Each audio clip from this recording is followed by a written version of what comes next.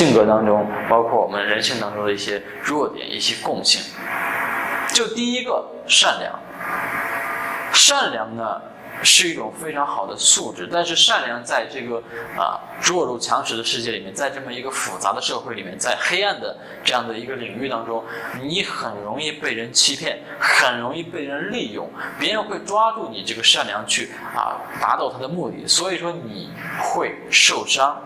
所以我们讲，每个人其实都有善良的一面，只不过有一些人把自己的善良掩盖了起来，把自己的善良完完全全封闭起来，用自己的心狠手辣，用自己的这种无情冷漠去保护自己。我们讲一个女人的坚强独立，是因为她的保护自己，自我防卫而已。其实每个人都是孩子，每个人都是长不大的孩子，只不过有些人很无奈，你必须要去承担，你必须要去面对。你以一种孩子的天真善良的这么全部一种最好的一面展示的时候，你会被伤得遍体鳞伤。你必须要用一个坚强的保护盔甲，然后去保护自己。所以我们这里讲，当你卸下你那个坚强的躯壳和坚强的一个防护的时候，就是你卸下防备的时候，就能够让女生看到你最真实、最敏感、最脆弱的一面。就是你把心打开，愿意让她去用尖刀去刺向你的心脏的时候，那个时候相互的两个人会相互作用。当你相信她的时候，她也会相信你。就说我们讲，以其人之身还治其人之道，用你的善良对待那些善良的人，都是这样子说的。所以我们讲，善良委屈自己成全别人，这是一种善良的体现。当你对一个女孩善良的时候，那么你不会做出一些极端的事情，你会乐于助人你会去处处为别人着想，久而久之你就会累，你就会受伤。那第二个是痴情。我们讲现在这样的一个快餐式的爱情，如此复杂的一个社会，在浪女泛滥的一个时代，我们怎么能够轻易去拿出我们的真心去面对一个女孩？所有的女人都不会轻易的拿出真心去对待男人，那我们为什么要去拿出真心去对待女人呢？所以说你要去面对的是一个什么样的女人？我们这么去说，然后她值不值得你全心全意拿出100%的这样的一个真心投入进去？这是不是你值得付出的人？我们要去考虑的是这个问题。有很多女人只付出了50%、60%，最多70%到80%，她没有付出100%，她还留有备胎，还有一些后路留给自己。那么她没有做到真正的不顾一切。基本上50%的女人会只拿出70%的一个这种认真度去对待你。所以我们讲，一个男人如果痴情的话，那么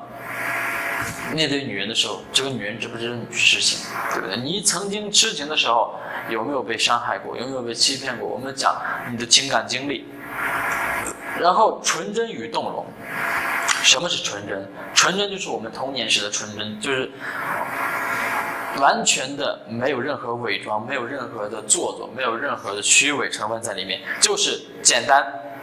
自然。开心就是开心的笑，难过就是难过的哭，会把所有的情绪表现在脸上。因为我们只有在最亲近的人面前，我们才不会去伪装，才会去以最真实的状态去面对它，所以它是纯真的。然后动容，什么是动容？动容就是讲你是一个很容易被感动的人，你很害怕别人对你好，所以你内心深处是善良的，所以你很容易被感动，你看一场电影都会感动的被流泪。我们讲这就是一个动容，然后很容易去相信别人。第四个，自卑感。那什么是自卑感？自卑感的话，就是你对自己身上的一些不足、缺点感到自卑，你不够自信，你对自己的家庭环境以及对自己的一个周围的人群、对自己的能力不够自信你难以去启齿自己的一个优点，或者说你自己的家境，或者说你周围的人群等等所有的事物，你是有一定自卑感的。因为周围的人，因为家里条件，因为家境，因为种种原因，你总会有一些自卑的地方。然后第5个坎坷与挫折，你在从小到大的一个过程当中，你是不是挫折？有没有坎坷？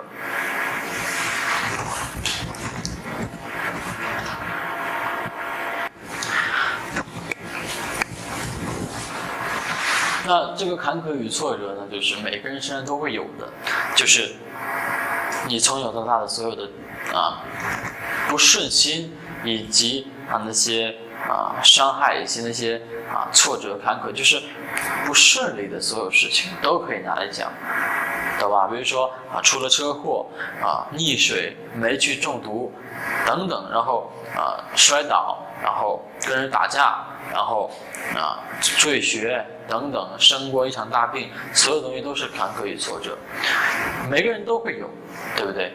然后内心的孤独与无助，当人越来越大的时候，尤其在这样的一个冰冷的城市，陌生的人群，人和人之间的安全感是非常低的，所以没有人会去真心拿你当朋友。所以你尤其在外省的朋友们，在外地工作的朋友，游走于就是背井离乡的朋友们，那么你的内心其实是非常孤独与无助的。作为一个男人来说，我们更多的是要去打造我们的帝国，打造我们的事业，那么你要去承受的东西往往比女人要承受的更多。所以我们讲，女人她不需要那么多的生存能力，但是她需要找的是一个有价值的男人。所以女人一生当中就是去社交，就是去学习社交的经验，而男人不单纯要学习社交经验，还要去打造事业，所以会更累，难免会有孤独和无助的时候，难免会有空虚寂寞的时候，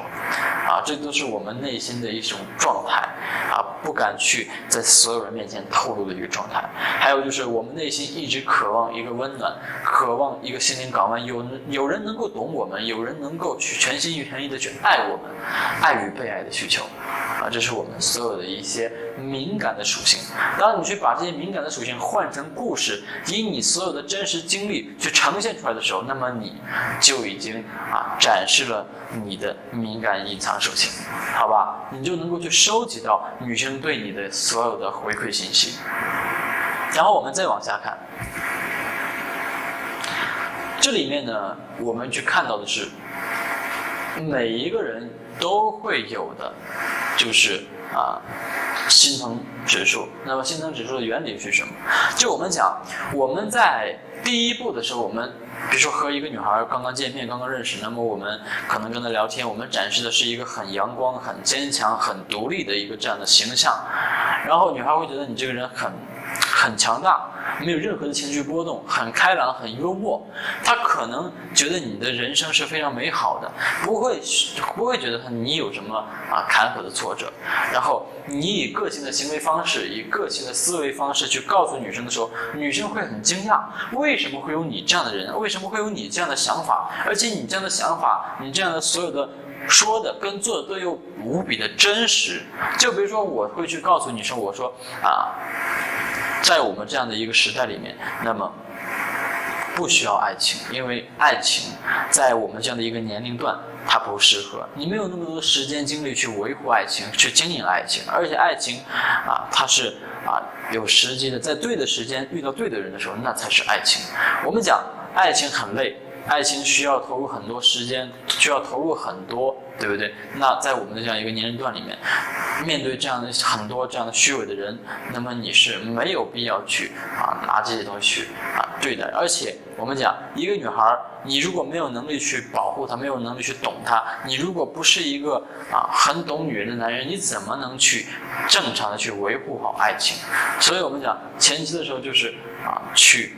不断的去和女生暧昧，我不需要爱情，但是我不会去欺骗女人，那么不会去伤害女生，会明的直接告诉女生我不谈情只暧昧，我喜欢你们女人的身体，我喜欢你们女人，但是我不谈情，不需要爱情，因为爱情这个东西太累，然后爱情它会让人对爱情失望，那我不希望对爱情失望。我们讲，这就是一种非常罕见的独特的思维。对不对？我能够和一个不爱的人上床，我会告诉女生我会很喜欢很多女人，但是我不会为任何一个女人而停留，我不会去爱上这个女人。那这就是我们讲的，你要去展示出你的个性的一个思维方式突出。那女生会讲哇，为什么会有你这样的想法？或者说你说我不需要爱情，因为我工作很忙，我的大部分时间我都要去花在我的工作和事业上面，因为现在的爱情是需要物质作为基础，没有物质，没有任何的实打实的东西去支撑，爱情是如同散沙一样如此脆弱，所以我不希望以后的爱情是这个样子的，所以我希望我有能力去保护我爱的人，包括我的家人，我的亲人，所以我要让自己变成一个强者。在这之前，女人只是过客，我只会去拼命的工作，对吧？我可能会有生理需求，我可能会去和女人暧昧，但是我不谈情，我不谈恋爱，我不想找女朋友，对对，我不想找老婆。那这就是说一种状态，会让女生觉得，哎，你怎么会这么想？然后这是一个为什么，就是第一步自我暴露，你展示出你所有的行为举止、个性思维突出跟行为方式个性突出的时候，包括神秘感的时候，其实是在告诉女生你是什么样的一个人。然后在我们敏感的属性暴露，就是引导探索，当女生发现你是另外一个人的时候，当她逐渐去她去探索你的时候，她去了解你的时候，那么慢慢发现，哦，原来你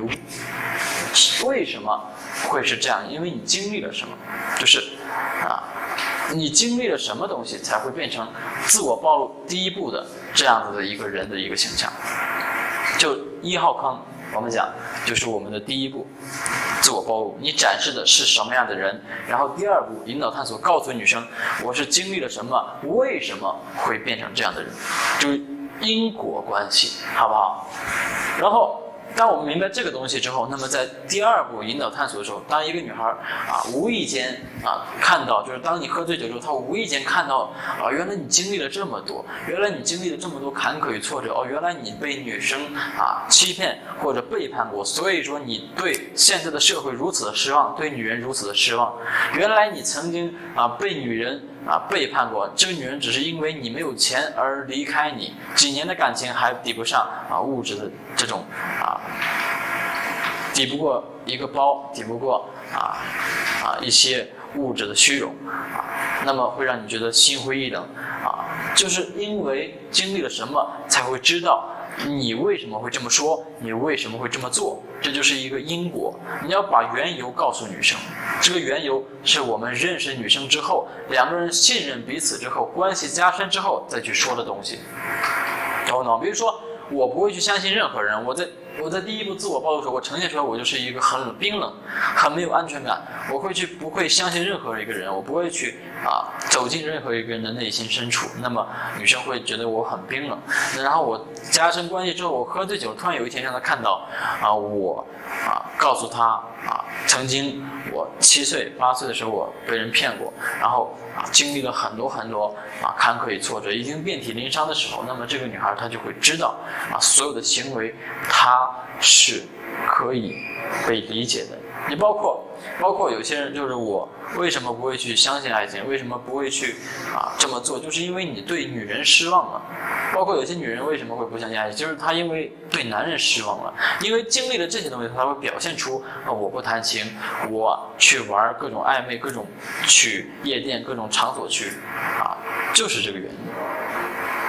你包括我没有办法再去爱上另外一个人，对不对？那我很难去走出一段感情，那都经历了什么？这个东西你要去明白，是不是？或者说你如果说经历过生死，那么你可能会对生命的这种重视度会更加的强烈。如果说你曾经的爱人去世了，那么你对这个爱人那么是什么样一种感觉，那么你对女人又是什么样一种感觉。那么我们讲每一个人都有每个人的经历，你的经历会铸就你的一种想法和内心的世界，这个东西就是你要去跟女生展示的行为方式跟个性的思维方式，然后通过我们的每一层次，在每一层次展示不同的自己，一个是正面，一个是反面。一个是所有人可以看到的，一个是最亲近的人可以看到的，从浅到深的去暴露自己，这个我们讲就是自我暴露。然后我们在暴露自己的时候，我们会明白如何去让一个人对你产生这样的一种心疼，或者说如何会让这个人关心你，为什么他会对你产生这种感觉。其实我们看到的一个东西就是心疼指数这个东西它是分为自我跟外界的。那么自我是属于我们自身的问题，而外界就是我们比如说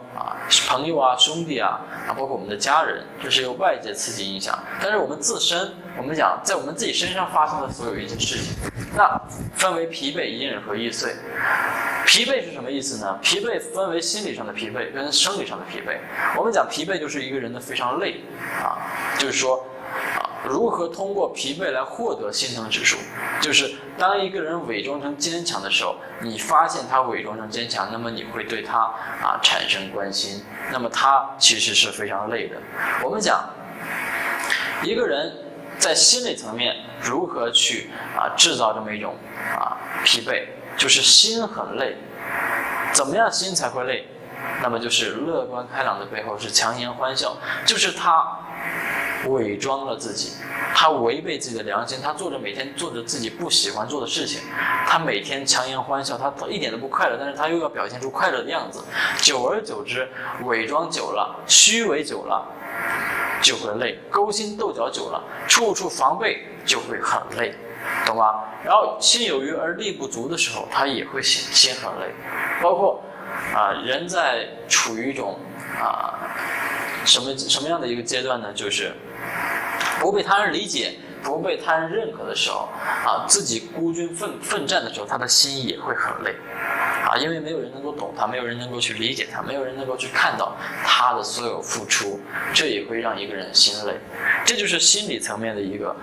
你可以去通过你自己亲身的经历，对不对？你出来工作不被家人认可，不被家人理解，那么你每天工作的时候，在领导面前，在同事面前，你其实活得很累，你强颜欢笑，这种东西你都可以去告诉女生你最真实的一面。然后生理层面就很简单了，就是拼命生存的背后是不为人知的疲惫。就作为一个男人在拼搏事业的时候，你很累，你每天去早九晚五，每天加班，每天熬夜，然后让自己处于一种非常疯狂的状态，那么非常疲惫这就是我们讲生理层面跟心理层面。那么获得的心疼反应就是这个女孩她会关心你，说你太累了。那这个心疼指数它是一个心疼指数，就标志性的一个信号就是女生她会说你太累了，你要休息，也不能这样子注意好好就感，因为无欲则刚，这就是我们讲的，你要想去让她对你产生好感，那么你一定要去把自己的每一面展示出来，让他觉得你很优秀。你不要想着我怎么样去对他好，你不要想着我喜欢你，我要追求你，对方就会答应你，他不是这样子的。然后我们第二次约会的时候是展示我们的隐藏属性，我们的敏感面，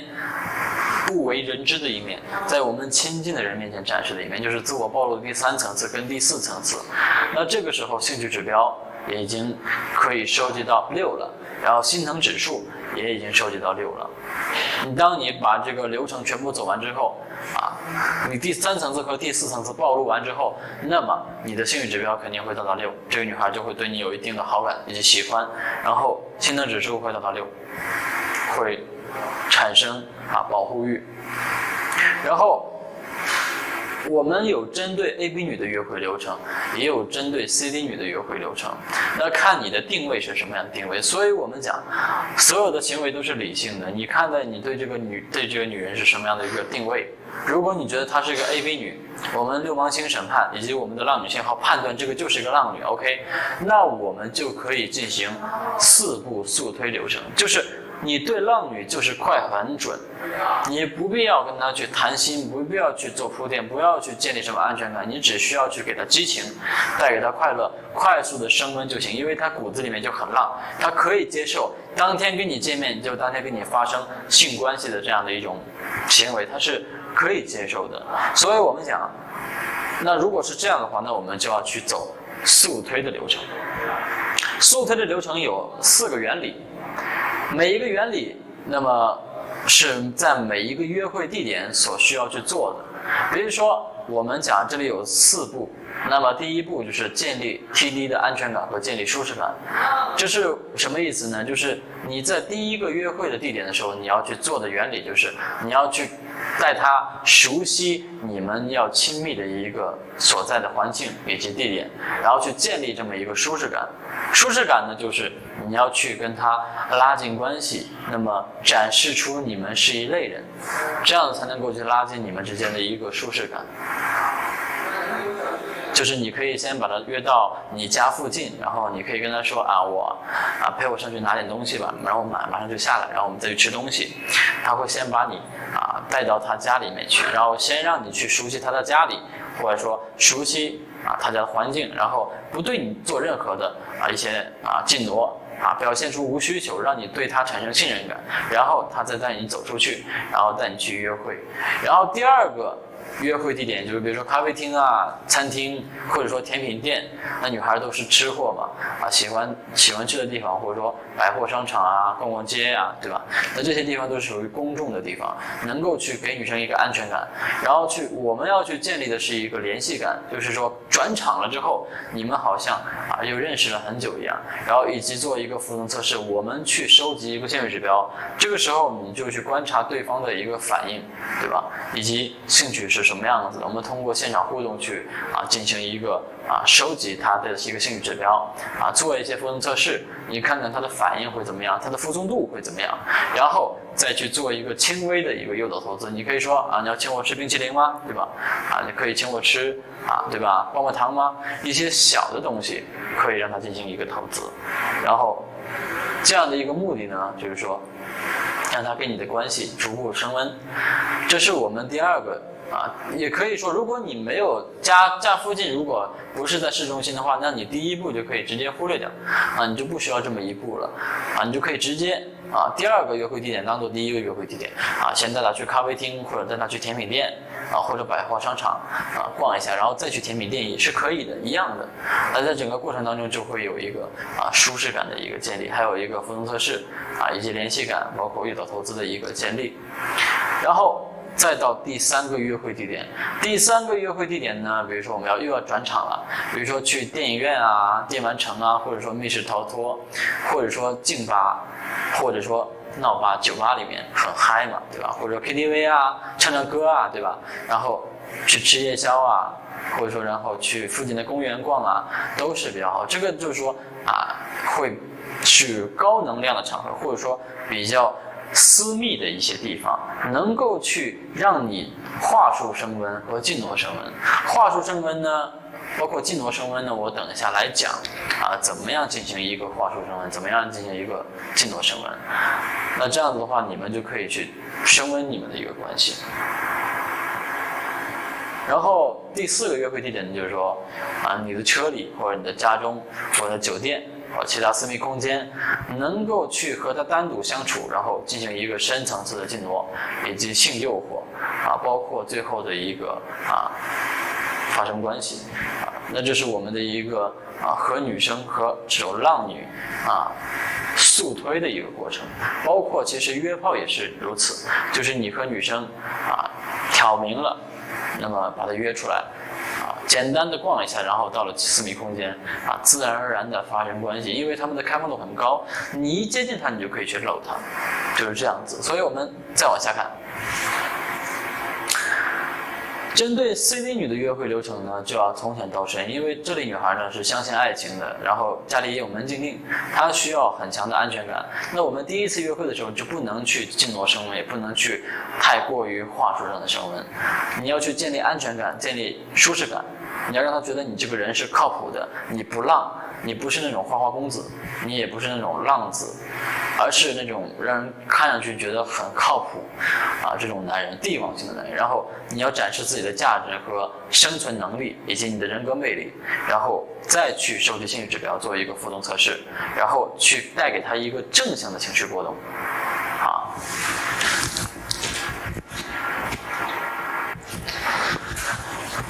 然后第6个是我们的一个诱导投资。那诱导投资的话，就是在现场的时候第一次约会可以适当的去做一个诱导投资，比如说你可以让他去帮你拿东西可以去让他帮你去思考一些问题，想一些问题都是可以进行一个诱导投资。然后第2次约会呢，就是开始我们的话术升温和进挪升温了，其他都是一样的。但第2次约会会比第1次约会更加的自然女生也会觉得你这个进度不会那么的快，然后适当的进挪升温，适当的去话术升温，然后去升级你们的关系。然后在第3次约会的时候呢，我们要去制造一种自然而然的邂逅，就是让人觉得一切都是顺其自然的。那你要设计这样的一个约会流程，就是说你要去选择附近的城市进行约会，周边的城市不要在当地。那么你就会坐车坐4-5个小时这样个样子，然后去周边远一点，让他没有办法回来，对吧？然后去制造酒精的刺激，那么尽量选择高能量的场合，因为酒嘛，就是非常好的合理化的借口跟理由，醉了嘛，对吧？我都什么都不知道，女人也会推卸责任那这就是说酒精刺激也是比较好，然后喝点酒，2个人就会兴奋，然后会更敏感，然后嘛，对吧？又在周边的城市又回不了家，然后自然而然的就可以开房，然后或者说去制造一个私密空间，这样就很自然的制造了私密空间的机会。然后2个人，对吧？孤男寡女独处一室该发生的都会发生。所以说这就是说针对 CD 女的一个约会流程。然后我们再往下看，那如何去进行一个现场的暧昧话术的一个升温？怎么样去做一个情绪刺激怎么样去做一个情绪刺激？那么这里面我们讲那第1点是调侃女人，用你的能量去刺激。如果说你是一个比较嗨的人，你可以去调侃女人。什么是调侃女人？就是说在嘴上去占对方的便宜，对吧？在嘴上去占对方，比如说有没有觉得我长得很像你下任男朋友对吧？是吧？然后你脸这么红是不是看到我害羞是不是喜欢我对吧？是吧？然后，对吧？我们来玩游戏，比如说我们在酒吧玩骰子的时候就可以去玩这个游戏。你说玩骰子输了，今天晚上你做我的女人；赢了，今天晚上我做你的男人，对吧？或者说你酒量如何等等，包括过来给爷笑一个小妞今天是不是准备跟我回家？这就是一些调侃，或者说哎呀，你是不是还想占我便宜靠得这么近？这就是说去调侃。调侃就是一种打情骂俏用你的能量，用你的骚气去传递这种能量，刺激对方，让对方情绪上面有一定的波动。第2种呢，就是说角色游戏，那么很自然而然的一个刺激。比如说你可能比较理性，女孩也比较理性，那么你需要一个合理化的借口，任何事情都要一个借口和理由才能够达到这样的目的，就是女人会说服自己可以接受你这样的一种挑逗。比如说我们来玩情侣游戏，对吧？那我20岁，你18岁，那么我们是一对年轻情侣，我们来做1个小时情侣，好吧？然后我叫你亲爱的，你叫我那个或者你叫我亲爱的，我叫你宝贝都可以，或者说换一种称呼来去叫，然后你就可以去换一种称呼去跟他去玩这个游戏。那你说我们可以去玩我在追求你的这么一场戏，或者说你追求我的一场戏，你让女孩去追求你的这么一个角色游戏，或者说你们在玩一个偷情游戏，对吧？你说我们是一对情侣，我们是出来偷情的，然后你有男朋友，我也有女朋友，然后我们来偷情。或者说最简单就是以情侣作为一个媒介，然后对吧？你说我来做1个小时男女朋友，看看我们这1个小时来不来电，有没有感觉，对吧？然后你把你的手给我，那就会很自然的去刺激他。然后或者说去演一些安慰戏，比如说女孩失恋了，我安慰你等等，都是可以的。那么我20岁，你18岁，你要听我的话今天晚上我带你去装逼带你飞，对吧？这就是说我们去玩这样的游戏。第三个就是说情绪推拉，这个情绪推拉呢是什么意思呢？就是说你可以去认可他的人，然后去就是质疑他的一个行为。我们讲推就是把女孩推开，拉就是把女孩拉过来，那认可就是一个拉，不认可就是一个推。你可以说我觉得你这个人真的很讨厌，这是一个推，但是你今天这个行为请我吃这顿饭我就太喜欢你了，这就是一个推拉。或者说我觉得你这个人对吧我觉得你这个人平时挺不错，但是你这个事情做出来怎么这么难看呢，对吧？或者你比如说你这个太没有品味了，不过我就喜欢，这也是可以的。这就是一个推一个拉情绪就被我们刺激出来了。那这个呢就是我们话术上的一种刺激，好吧？然后更经典的就是说它的一个原理你要明白，就是一个就是人，要么就是他身上的特质，要么就是他的行为。你要么认可他的人品，去否定他的行为；你要么就认可他的行为，否定他的人品包括他身上的一些特质。比如说我操，你这指甲是假的吧？我操，怎么是假的呢？不过还是蛮好看的，这就是一种推拉或者说我操，你这个个子怎么这么矮呢？小矮个，不过你的性格挺好的这也是一个推拉，好吧？然后我们再往下看。那么现场的一个静默升温，就是最好的一种升级关系，就是用触摸，两个人的触摸，两个人的一种通过肢体的一个接触，能够快速的去升级两个人的关系。那这里有贴了摸吻，就是我们的一个浪女当中的一个嵌草指标。然后我们要去做的就是胆大心细，要脸皮厚。你和女生在互动的时候，应该一直去升级两个人之间的关系，但是要从浅到深。我们的进挪最好是应该是奖品性的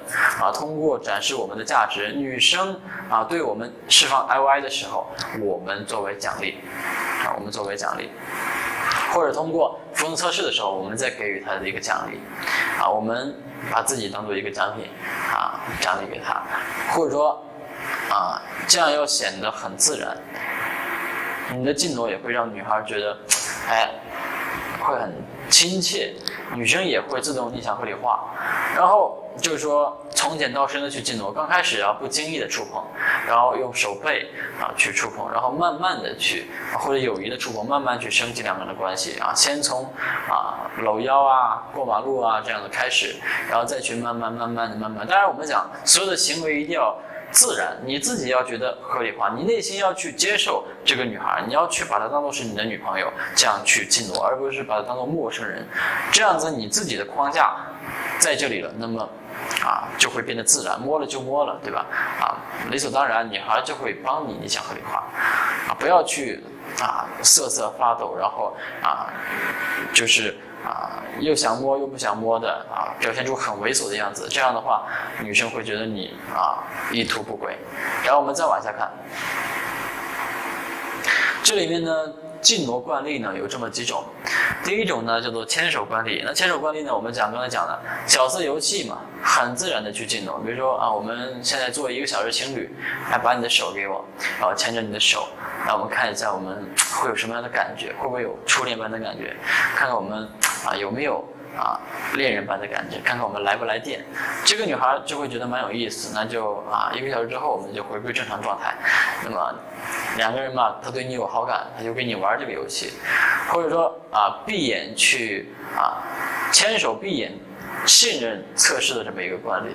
怎么玩呢？这个惯例就是说，你要去牵着他的手，你说来把眼睛闭上，我们接下来要去一个地方，就是说你们要去吃甜品嘛，那甜品店离你们这大概有1000米的这样的距离，那你可以跟他说前面就是甜品店，那我们来玩个游戏，你把眼睛闭上，然后把眼睛闭上之后，那么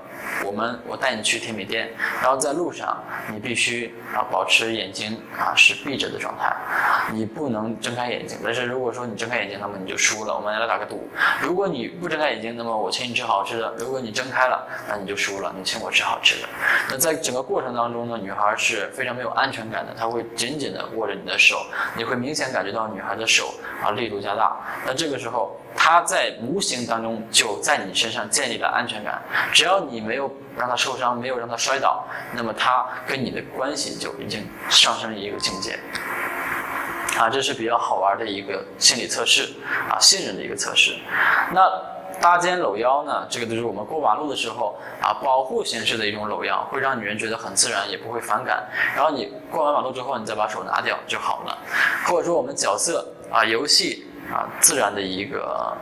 这样的一个搂腰就是你是我的女朋友嘛，那我搂你，对吧？我们现在是1小时男女朋友我搂着你过马路，我搂着你看看我们什么感觉，边聊边搂，对不对？然后再比如说你去跟他说话的时候，搭着他的肩，然后靠近他的耳朵说话，或者说我们合影，我们合张影吧。合影的时候搭在他身上，那女孩就会注意力被你转移掉，她就会觉得很自然，不会那么猥琐。然后你们又有亲密合照，然后又有近挪，然后你就可以说看我们很有夫妻相了，是不是？这女孩的情绪又被你调动起来，这是一举双得。然后拥抱惯例呢，这里面有个叫攻受测试。什么叫攻受测试呢？就是我们可以和女孩对坐，然后这个时候呢，或者说对立的站着，面对面的站着，然后你说我们来玩个测试，然后把你的手伸出来，把你的双手伸出来，那你双手握着他的双手，然后你用力的去拉，你看他的反应，他的反应如果是很紧张的去抗拒了，那么说明这个女孩她是防备心理非常强，攻击性非常强。但如果你一拉，她就顺着你的拉直接到你的怀里了，那这个时候你就可以抱着她说，你说知道吗？你的攻受测试结果是你是一个受你很善良，你安全感比较高，然后你防备心理没有那么强，然后你对我比较信任，这就是一个攻受测试也是一举两得的一个拥抱还有测试。然后比如说我们在见面的时候可以适当友谊的拥抱一下，包括分开的时候也可以适当的友谊的拥抱一下，这种女孩都是可以接受的，好吧？但是你要看她是浪女还是 AB 女，浪女的话那就不用说了，直接可以搂过去了。那我们这里更多的讲的是长期关系CD 女。然后亲吻惯例呢，这里就是说有个赌博骗吻的惯例。什么意思呢？就是你和女孩在一起，你可以说你相信我有魔法吗？她不相信。那你说我可以在身体什么地方都不触碰到你的情况下就能够吻到你，然后女人肯定会扯淡吧，肯定不想。那我们来打个赌好不好？如果我做到了，那么你请我吃好吃的。如果我做不到 ，OK， 那我就输了，我请你吃好吃的。然后说完你就立刻吻上去，然后吻完之后就表现出一个很无奈的样子我做不到，输了，算了，我请你吃东西吧。这就是一个非常好玩的一个骗吻惯例当然这个就是说是比较低层次的一个惯例。那我们讲高层次就是第3个三角注视，就是两个人关系慢慢升温之后，你用你的能量去刺激他。第2个是眼睛进沙子的惯例，就是说你可以跟女孩对坐，你可以说我有个邪恶的想法，不知道该不该说，然后女孩就会好奇的说什么想法，你说吧。然后你说我眼睛好像进沙子，你帮我吹一下吧。然后当你吹的时候，你就可以亲上去。那这也是一个亲吻惯例，包括在电影院的时候，两个人在看电影的时候，你就可以去轻轻的去在他耳边说你知道吗？你的脸很干然后说完之后，就以迅雷不及掩耳的速度亲上去，蜻蜓点水亲完之后立刻撤，然后带上一个胜利的微笑，然后跟他说现在好多了给我湿润一下现在好多了这就是一个现场玩的游戏情绪刺激嘛第3个是属于我们讲暧昧。你和女生在对视的时候是暧昧的眼神交流。如果这个女孩对你有兴趣的情况下，你在暗示的时候，你在对视她的时候，那女孩她会有感觉，她会盯着你看，她的一个目光只要没有转移，没有向左看，没有向右看，她直视你的话，那这个时候你可以从她的左眼，然后转向她的右眼，然后再到她的嘴唇，然后再吻上去。这就是一个三角注视法，非常暧昧的一个玩法。就两个人的关系已经升温了，你很胆大，你明确就是告诉他我就是想吻你的，然后慢慢去靠近他。那这个时候女人的气场会被你压过。